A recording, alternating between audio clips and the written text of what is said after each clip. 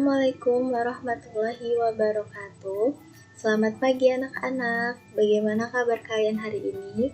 Semoga kalian dalam keadaan sehat walafiat ya. Amin ya rabbal alamin. Nah, hari ini kita akan belajar tentang kegiatan ekonomi mata pelajaran IPS di tema 8. Nah, jadi kegiatan ekonomi itu apa sih? Nah, apakah kalian tahu kegiatan ekonomi itu seperti apa? Atau kalian sudah ada yang belajar tadi malam? Yuk kita belajar sama-sama. Nah, jadi pengertian kegiatan ekonomi itu adalah suatu usaha yang dilakukan untuk memenuhi kebutuhan hidup. Jadi, kegiatan ekonomi ini dilakukan manusia agar manusia dapat memenuhi kebutuhan hidupnya demi keberlangsungan hidup manusia ya. Nah, jadi dalam kegiatan ekonomi itu ada 3 jenis, ada produksi, distribusi, dan konsumsi. Yuk kita lihat sama-sama. Nah, produksi artinya adalah kegiatan ekonomi yang menghasilkan barang atau produk atau jasa yang digunakan untuk memenuhi kebutuhan sehari-hari. Nah, produsen adalah orang yang menghasilkan barang atau jasa. Jadi, orang yang melakukan produksi itu disebut dengan produsen. Nah, macam-macam kegiatan produksi itu ada 4. Ada industri, agraris, perdagangan, dan ekstraktif.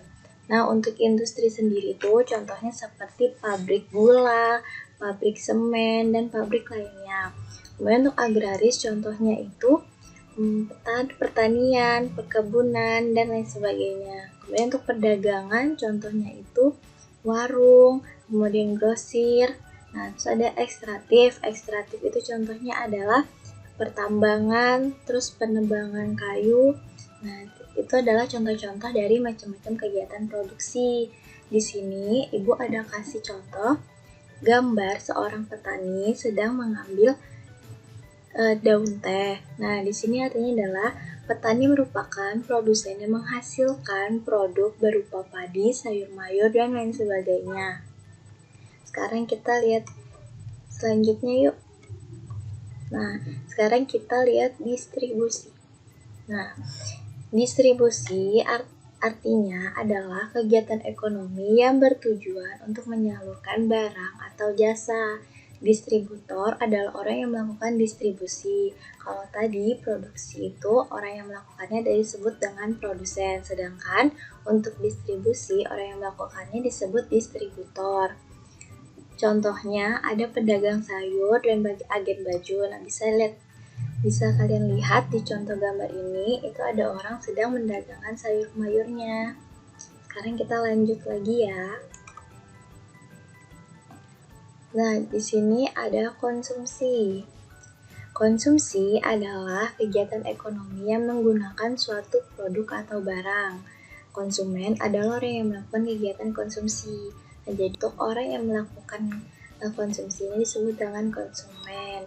Ini contohnya di gambar ini ada seseorang yang sedang membeli barang atau produk di supermarket, sehingga mereka disebut dengan konsumen. Dari ketiga jenis tadi, kita dapat menyimpulkan bahwa kegiatan ekonomi itu ada produksi, distribusi, dan konsumsi. Bisa kita lihat contoh di sekolah pada saat jam istirahat. Misalnya nih kalian pergi ke kantin. Nah, di kantin itu sangat banyak terjadi kegiatan ekonomi. Salah satunya pada saat kalian membeli barang, itu artinya kalian adalah konsumen. Sedangkan orang yang menjual adalah produksi maupun distribusi. Sekarang kita lanjut ke kegiatan ekonomi di pedesaan. Jadi di kegiatan ekonomi pedesaan itu ada 2, ada pertanian dan peternakan. Sekarang kita lihat pertanian dulu ya. Nah, kegiatan pertanian ini tidak lepas dari kondisi geografis desa yang memiliki lahan luas dan tingkat pencemaran yang rendah. Lahan pertanian sendiri dibagi menjadi 3 berdasarkan luasnya. Yang pertama itu adalah persawahan, yaitu tanah yang digarap dan diairi untuk tempat menanam padi. Jadi persawahan ini untuk tempat menanam padi. Kemudian yang kedua itu ada peladangan. Peladangan adalah sebuah sistem bercocok tanam berpindah-pindah dari satu bidang tanah atau ladang ke bidang tanah yang lain. Contohnya sendiri peladangan itu hasilnya berupa jagung, kemudian kedelai, kacang tanah, dan berbagai jenis palawija lainnya. Kemudian ada perkebunan. Perkebunan itu segala kegiatan yang mengusahakan tanaman tertentu pada tanah dan atau media tumbuh lainnya dalam ekosistem yang sesuai. Contoh hasil perkebunan itu seperti kopi, kemudian teh, coklat, cengkeh, dan lain-lain. Sekarang kita lanjut ke peternakan. Nah, peternakan sendiri adalah kegiatan mengembangbiakan dan membudidayakan hewan ternak untuk mendapatkan manfaat dan hasil dari kegiatan tersebut. Peternakan sendiri bagi menjadi 3 jenis.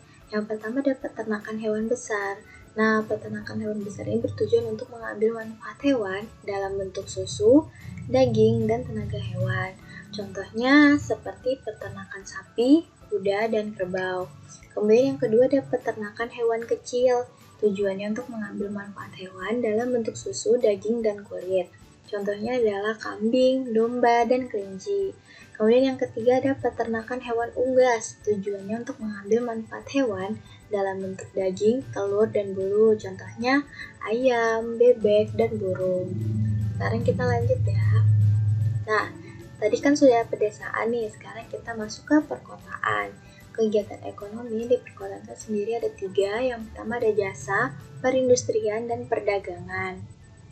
Nah, jasa sendiri itu adalah aktivitas ekonomi yang melibatkan sejumlah interaksi dengan konsumen. Contohnya nih, jasa perbankan, jasa transportasi dan perhubungan, jasa hukum, jasa kesehatan, dan lain sebagainya. Ada banyak sekali jasa di Indonesia.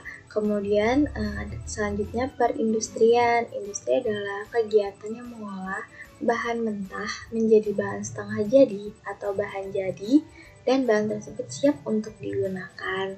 Dalam industri sendiri ini membutuhkan banyak orang agar industri tersebut dapat berjalan dengan lancar, sehingga banyak sekali tenaga kerja yang dibutuhkan seperti untuk bekerja di bagian produksi, pengawas pabrik, kemudian pengepakan, pengangkutan barang, dan lain sebagainya.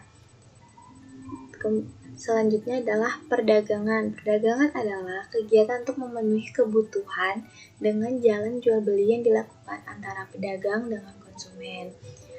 Contoh perdagangan itu ada banyak sekali karena perdagangan ini sangat banyak digunakan oleh masyarakat. Contohnya seperti orang yang menjual makanan, orang yang menjual baju, kemudian orang yang menjual bahan baku untuk makanan, dan lain sebagainya.